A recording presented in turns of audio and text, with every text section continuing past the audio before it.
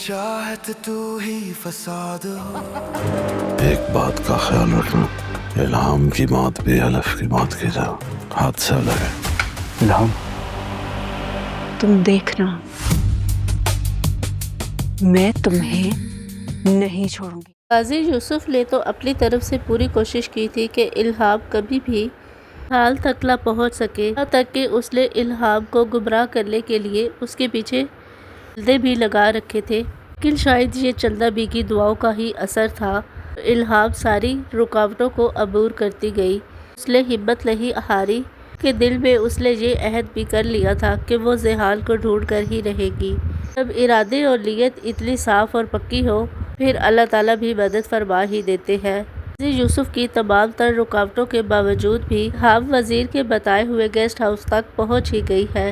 اسے اس بات کا یقین ہی نہیں تھا کہ حال جہاں پر اسے اتنی آسانی سے مل جائے گا، وہاں پر جب قاضی یوسف کو اس بات کا پتہ چلے گا کہ الہام حال تک پہنچ چکی ہے، ہو سکتا ہے کہ قاضی یوسف اب راستے سے چلدہ بھی کو بھی ہٹانے کی کوشش کرے، کہ چلدہ بھی کی وجہ سے ہی الہام زحال تک پہنچنے کا راستہ ملا ہے۔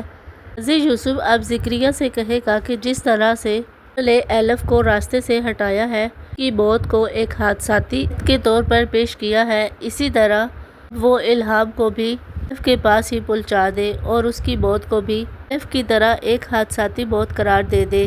پر زحام جیسے ہی الہام کو دیکھے گا تو وہ بھی یہی سمجھے گا کہ یہ الف ہے۔ الف اسے بتائے گی کہ وہ الف نہیں بلکہ الہام ہے۔ الہام تو اب زحام کے منہ پر بھی تھپڑ لگا دے گی اور اسے کہے گی کہ تم نے ہی میری بہن کو مارا ہے، میں کبھی بھی تمہیں معاف نہیں کروں گی۔ الہام اسے کہتا رہے گا کہ اس نے اپنی بیوی کو نہیں مارا، الہام اس کی بات پر یقین نہیں